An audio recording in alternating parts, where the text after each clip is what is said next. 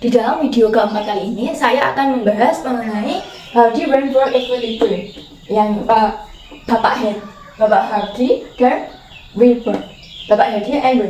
Nah, di mana beliau ini membahas frekuensi gain. Frekuensi gain pada suatu populasi selalu tetap. Frekuensi gain suatu populasi selalu tetap. Nah, sebelumnya saya akan menjelaskan mengenai apa frekuensi dulu. Nah, pada tahun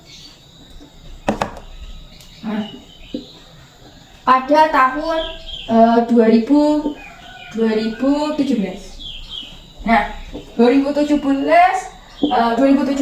itu rata-rata orang yang memiliki rambut keriting, saya simbolkan rambut keriting, itu K besar, keriting lurus ya, keriting lurus itu K besar. Kalau keriting saja itu K kecil.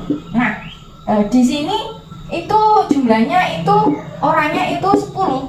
Semisal, berarti ini kan 5/10. Berarti 0,5. Nah, 0,5. Ingat ya, kalau frekuensi itu jika suatu frekuensi atas ditambah bawahnya itu hasilnya 1. Jadi semisal ini, frekuensi A ditambah frekuensi B harus 1. Hasilnya harus 1. Kalau tidak 1 berarti salah. Nah, kemudian saya lanjutkan. Ini saya hapus. Nah, ternyata pada tahun 2030 dia yang rambut keriting itu meningkat. Keriting yang meningkat adalah keriting lurus ya. Keriting lurus ini. Jadi 8 orang. Berarti 8/10. Yang keriting saja tadi, keriting lurus kan K besar ya simbolnya. Kalau keriting saja itu simbolnya K kecil. Nah, selanjutnya itu berarti kalau 8/10 berarti yang bawah otomatis tinggal 2/10. 8 berarti 0,8, yang sini adalah 0,2. Syaratnya apa tadi? Jika A ditambah B frekuensinya harus 1. Kalau tidak 1 berarti salah. Jadi ini tambah ini 1 sudah betul. Ini tambah ini 1. Nah, peristiwa dari sini ke sini merupakan mikroevolusi. Evolusi atau perubahan yang terjadi pada suatu yang kecil dalam skala yang kecil. Nah, apa sih pengaruh kok bisa mikropopulasi ini? Nah, yang pertama adalah kawin pilih. Yang kedua adalah populasi yang kecil. Populasinya tadi berapa ini? 10. Populasinya sangat kecil. Yang ketiga adalah seleksi alam. Yang keempat adalah migrasi, yaitu emigrasi keluar, imigrasi masuk. Yang terakhir adalah mutasi. Di sini saya akan menjelaskan satu persatu. Di mana pada saat populasi kecil, otomatis kan kita akan berpikir bagaimana cara kita berpindah kalau populasinya itu kecil, hanya sedikit. Selanjutnya itu kawin pilih. Semisal orang di tahun 2017 lebih sering ini imbang, masih sama memilih orang yang keriting lurus dan keriting biasa. Tetapi kalau di tahun 2030 rata-rata laki-laki lebih memilih perempuannya keriting lurus daripada keriting. Otomatis yang keriting biasa akan punah atau hilang karena dia mengalami seleksi alam dan kawin pilih. Kalau seleksi alamnya gimana? Kalau rambut keriting kan biasanya rambut keriting terus kulit hitam kayak gitu kan biasanya terjadi pada suatu perubahan peristiwa alam.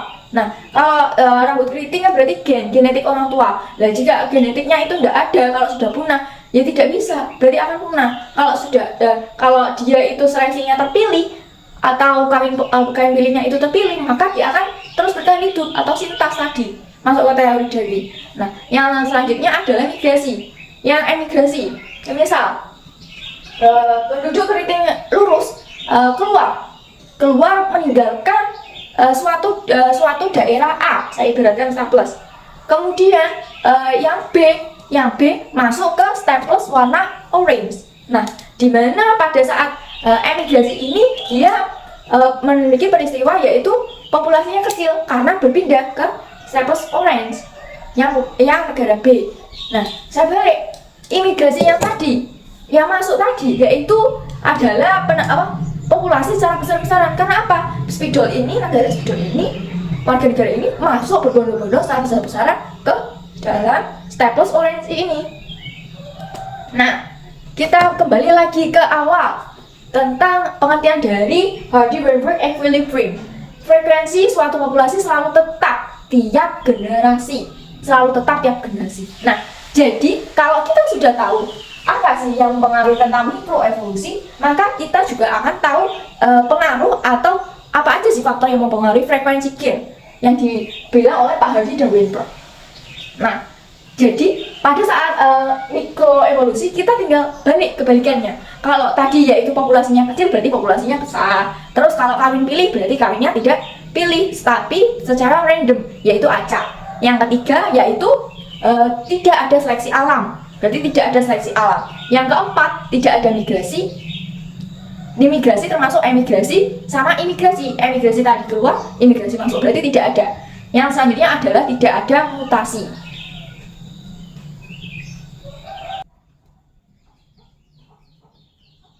Di dalam video kelima ini saya akan membahas mengenai aliran gen dan mutasi. Ya sebelumnya saya akan menjelaskan terlebih dahulu mengenai suatu peristiwa populasi pada burung Paurus major atau Paurus Meyer. Nah, di dalam Paurus Meyer ini terletak di Finland, Belanda. Nah, ini tempatnya populasi Paurus Meyer di Finland, Belanda. Nah, ini North Asia, Asia Utara, Finland, the Netherlands. Netherlands adalah Belanda. Nah, populasinya di sentral, di pusat populasi dan di bagian timur. Nah, pada wilayah timur ini lebih banyak betina dibandingkan di wilayah pusat, yaitu intinya sentral populasi. Nah, hal itu akan menimbulkan perkawinan yang lebih umum terjadi di grup dalam suatu populasi yang tidak tersaingi. Karena pada saat itu akan menyatu, terjadi populasi yang sangat tinggi, kemudian gennya juga sama. Berarti wilayah timur lebih banyak dibandingkan wilayah tengah sini. Kalau betinanya banyak sini, otomatis perkawinan yang terjadi banyak yang ada di wilayah timur populasinya. Karena gennya juga sama. Yang membedakan adalah gendernya. Paris major laki-laki sama Paris major perempuan. Kayak seperti itu. Nah, di mana yang selanjutnya adalah aliran gen, yaitu pada kromosom homolog, di mana pasangan kromosom yang memiliki panjang dan jumlah gen, lokasi gen, kemudian lokasi sentromer yang sama, semuanya itu sama. Yang selanjutnya adalah frekuensi perubahan, di mana alel akan mentransfer alelnya ke dalam atau keluar keluar out, dan jumlah gen, lokasi gen beserta pergerakan individu yang fertil. Yang fertil itu maksudnya apa? Yang murni atau sama dengan gamet-gametnya. Yang fertil itu keturunannya masih sama. Nah, itu kayak fertil menurut pendapat saya. Nah, selanjutnya yaitu alel dilakukan di antara populasi aliran gen yang cenderung mengurangi perbedaan. Alel akan cenderung mengurangi perbedaan genetik yang terjadi dalam populasi. Aliran gen dapat menyebabkan populasi di sekitar menyatu menjadi populasi tunggal. Nah, selanjutnya alel yang ditransfer tadi akan mungkin menghalangi populasi untuk beradaptasi sepenuhnya dengan lingkungan. Kenapa kok bisa? Kenapa? Karena pada saat alel ditukarkan antara populasi dengan aliran gen, maka cenderung mengurangi perbedaan genetik. Yang perlu digarisbawahi adalah mengurangi perbedaan genetik.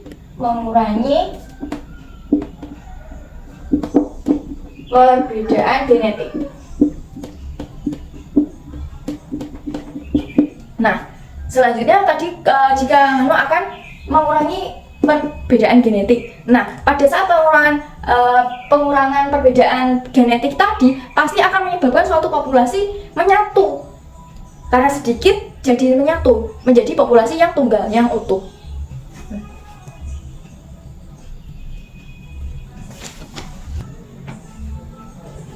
Nah, selanjutnya saya akan membahas yang tadi, tapi saya ingin menambahi satu saja, yaitu terkadang alel yang menguntungkan ditransfer sangat jauh. Alel yang ditransfer sangat jauh. Contohnya bisa di kehidupan sehari-hari, pasti kalian pernah atau belum pernah merasakan virus malaria. Mohon maaf, virus malaria, yang dimana pada saat itu keadaan posisi badan akan terasa panas, dingin, menggigil, akan secara terus-menerus berkontinu sampai virus tersebut habis atau dikalahkan oleh suatu obat yang dapat menangkal atau membasmi virus malaria tersebut. Nah, selanjutnya ini saya hapus.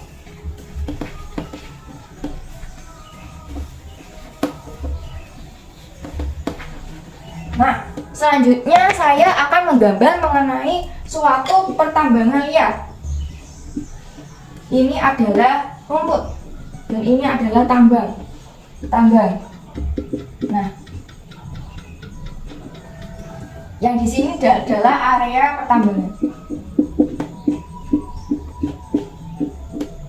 Samping pertambangan.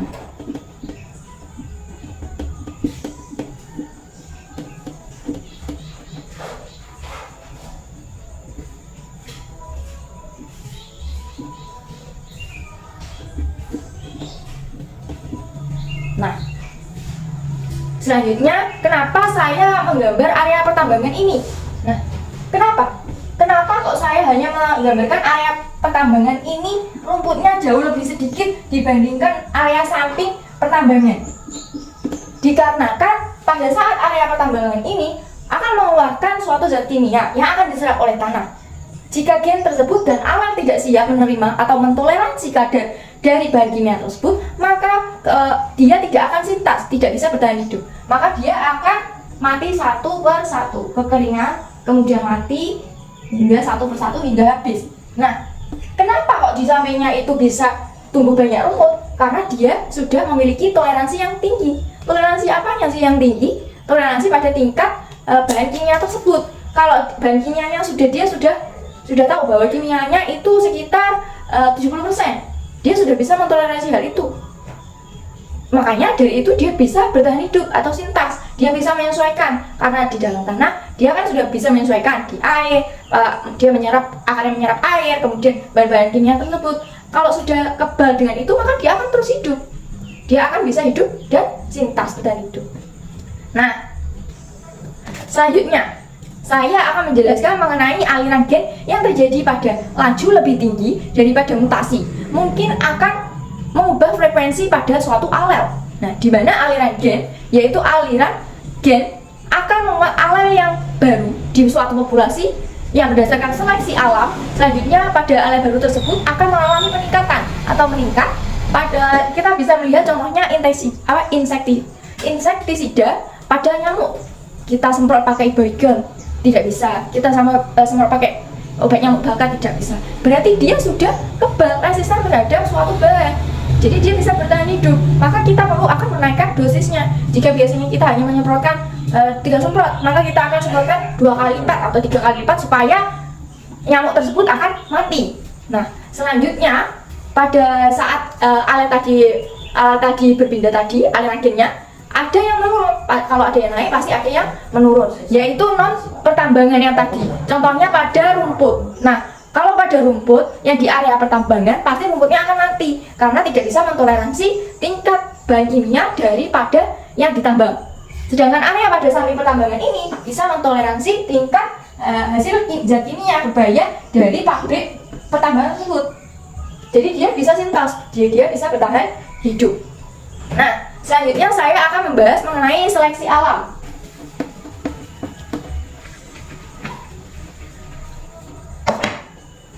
Seleksi alam.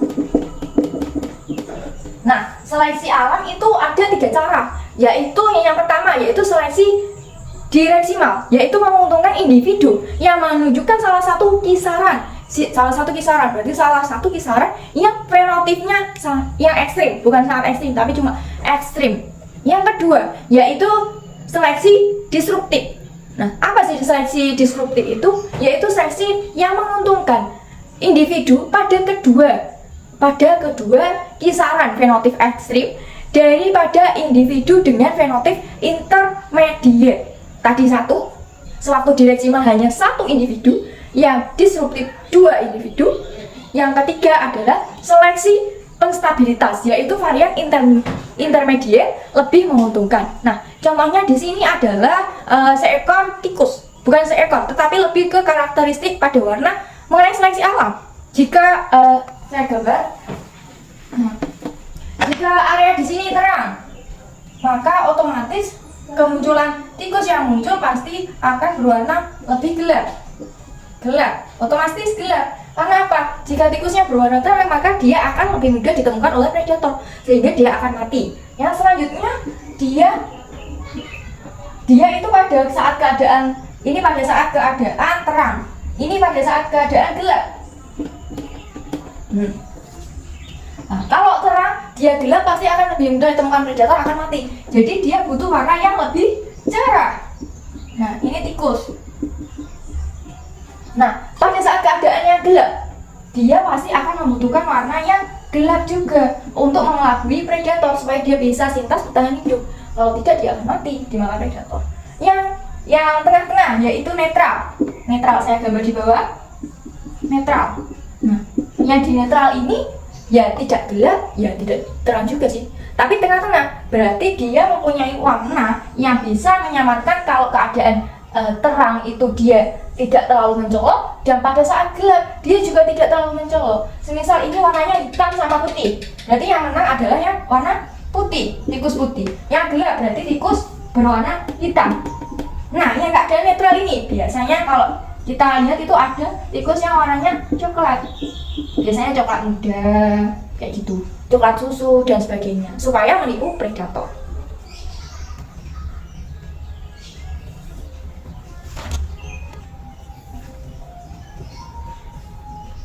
Nah, selanjutnya yaitu seleksi alam dalam evolusi adaptif, yaitu pada saat ular memangsa telur. Nah, kenapa kok bisa ular memangsa telur?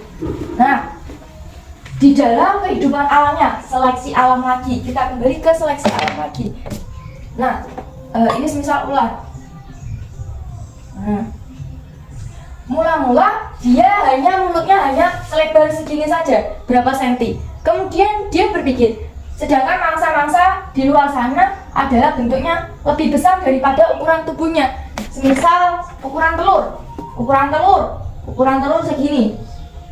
Nah, maka dia tidak bisa memakannya karena bentuk tubuhnya tidak bisa untuk memakan sebuah telur. Nah, berarti dia harus melakukan evolusi. Apa evolusinya? Yaitu dengan memperbaiki bukaan pada mulutnya. Nah, jika bukaan mulutnya pada ular ini adalah segini, maka telur pun bisa masuk tertelan.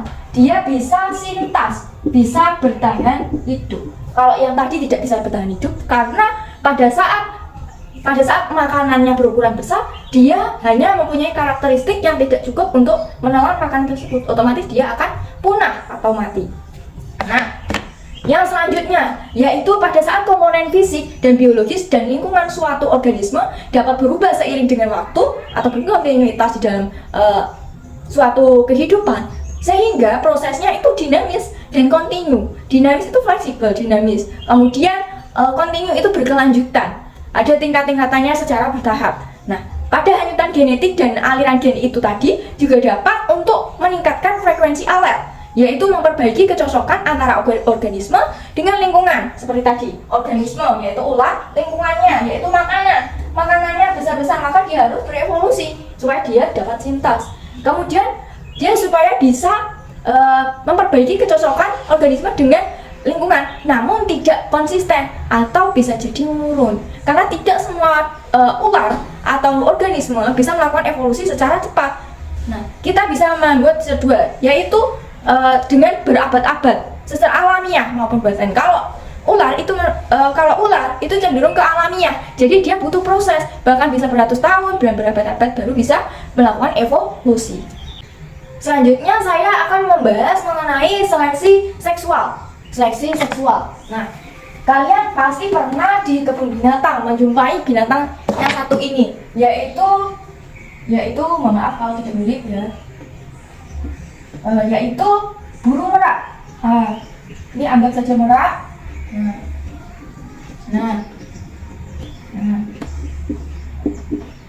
Nah.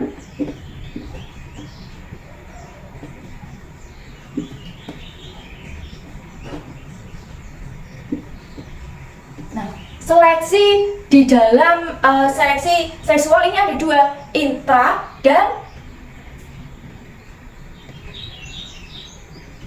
intra, yaitu seleksi pada intra, yaitu suatu seleksi yang terjadi di dalam suatu populasi tersebut. Kenapa kok bisa? Biasanya kalau yang mengembangkan keindahan sayapnya, keindahan bulunya ini adalah pejantan. Dia akan menarik betina supaya dia mau untuk berpasangan dengannya atau istilah kawin. Nah, pada saat semakin banyak pejantan yang warnanya lebih cerah dan memikat, pasti betinanya akan otomatis memilih itu. Tetapi yang di intra ini seleksinya lebih ketat karena populasinya jantannya banyak dan betinanya sedikit. Jadi betinanya akan lebih sedikit bingung untuk memilih jantan karena betinanya sedikit, jantannya banyak. Otomatis jantannya akan melakukan suatu yang namanya kalau kita sebut itu saingan. Nah, istilahnya begitu. Nah, seleksi seksual yang berikutnya yaitu seleksi seksual interseksual, yaitu di mana betina lebih bersifat pemilih untuk memilih jantan, merak jantan, yang mana yang lebih indah dan mana yang paling bisa mengembangkan bulunya dengan cukup besar. Nah, kesimpulan pada video kelima hari ini yaitu seleksi alam tidak bisa membentuk organisme yang sempurna. Tadi sudah bilang bahwa ada yang bisa melakukannya, yaitu perubahan evolusi, dan tidak ada. Berarti mereka belum dikatakan sempurna. Sekian video dari saya. Mohon maaf apabila ada kalimat yang kurang berkenan di hati Bapak Arindra selaku dosen pengampu mata kuliah evolusi. Dan akhirul kalam, wassalamualaikum warahmatullahi wabarakatuh.